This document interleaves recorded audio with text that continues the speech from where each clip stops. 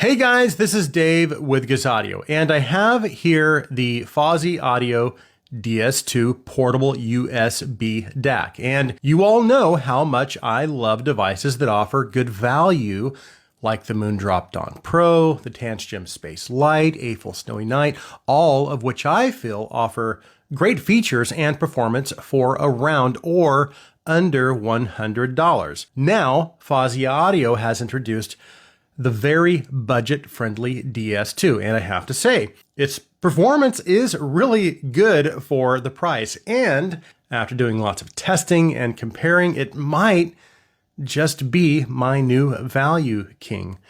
We have a lot to talk about, so let's get started.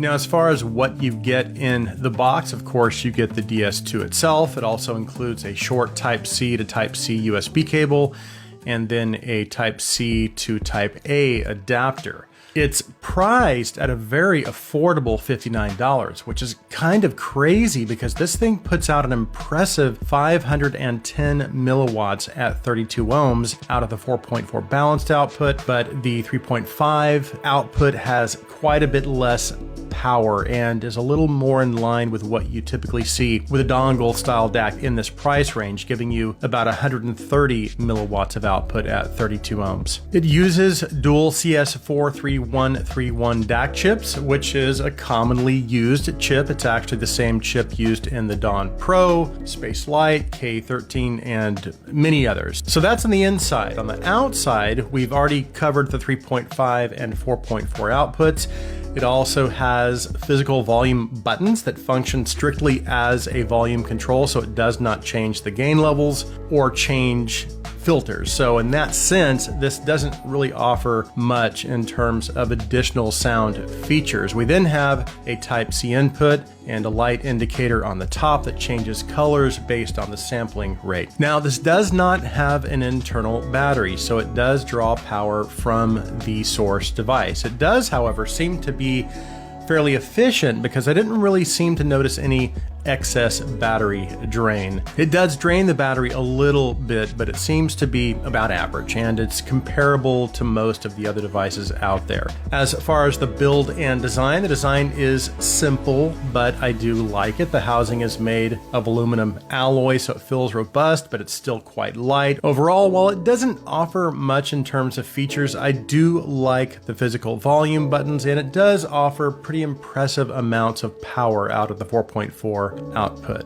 Okay, let's move on to the sound.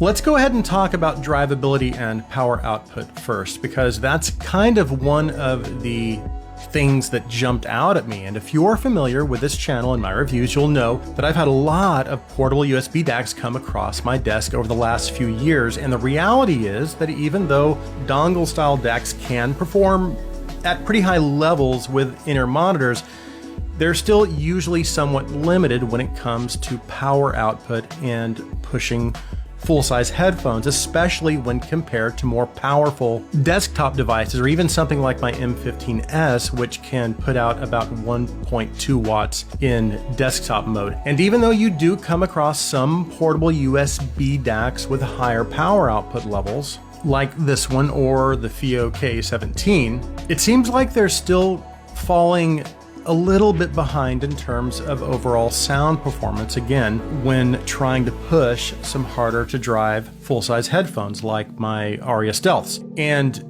in the case of the DS2, I was able to reach good volume levels with basically all of my full-size headphones, but I did notice it's struggling a little to provide decent levels of bass dynamics, which is very common at this price point, especially, again, with non-battery powered portable USB DAC amps. It did, however, sound much better with IMs. So let's talk about that. So the DS2's overall presentation is mostly linear, but it does lean slightly more clinical, and it reminds me a little bit of the Muse M3 Mark II, quite a bit actually. Now, the M3 Mark II does have a little better performance overall, but it does have that thinner and lighter presentation. And that's definitely, again, that's the case with the DS2 as well. As a matter of fact, when I was doing my side-by-side comparisons with all the other dongles under $100, the DS2 seemed to have just a little less weight to its presentation, and it didn't quite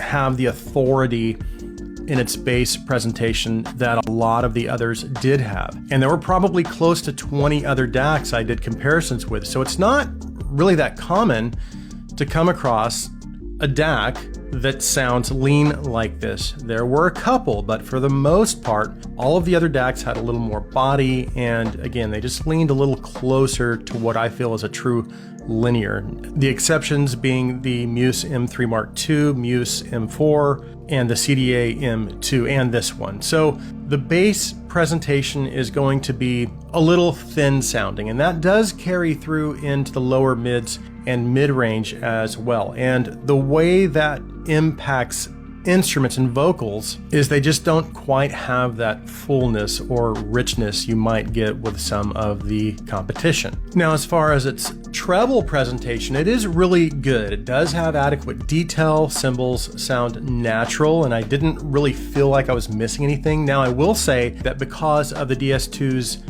slightly thinner bass presentation, my attention does seem to be drawn a little more towards the treble. Now, of course, ideally, an amp shouldn't really add or take away from your source sound. And while there are some devices within this price range that are closer to linear, like the Snowy Night, K5, this is still close enough. And again, we're only talking $60, so you do have to kind of temper your expectations accordingly. So in terms of its overall sound presentation, I would say Fozzy did a pretty good job keeping it close enough to linear for the most part. Now, in regards to its resolution, I do think its detail rendering is pretty good. I'd say it's about on par with most of the other dongles under $100. But the reality is it's not really necessarily going to outperform the competition in terms of its overall sound performance. But it is still very competent. And here's the thing. It still does a decent job of keeping things natural enough, which is very important. So when I was listening to one of my all-time favorite recordings, Jazz at the Pawn Shop, again, great for testing instrument naturalness. The saxophone has this nice full-bodied sound, and while the DS2 doesn't necessarily give me all of that full-bodied sound, it does give me enough to keep it from sounding overly thinned or completely unnatural. Now, of course, I also test for background noise, and I use my 2020 Andromedas since they are extremely sensitive and will detect even the smallest amounts of noise. And the background of the DS2 is basically black. It's very quiet. There was no background noise that I heard. So that's really good. So all that said, I do think this is a good value. However, I still prefer these other DACs over the DS2, especially the Snowy Night, Dawn Pro, because those are both going to give me a little more of that body and sound just a little more natural. So I like the DS2, but there are better options under $100 out there, in my opinion. And again, while the DS2 does have more power output than most of the competition, at least on paper, my experience was, while I was able to reach good volume levels with my full-size headphones, I didn't really seem to notice or experience any of the other potential benefits you might expect from that added power output, like increased bass dynamics, and that was using the 4.4 output, by the way. But just to summarize my thoughts on the DS2, unfortunately, it's not my new value king, but it is a pretty good value. Again, my biggest nitpick being that its presentation is a little too thin. On the other hand, it does a lot right. It's quiet. It does have good power output. It has decent detail levels. It sounds natural enough. It's power efficient, well built, and all of those attributes combined, I feel, easily does make it worth its $60 asking price.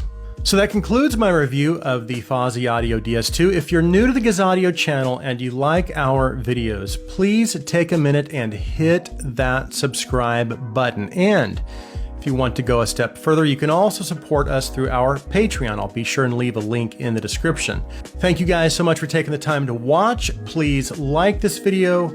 Please share this video. I hope you have an awesome day.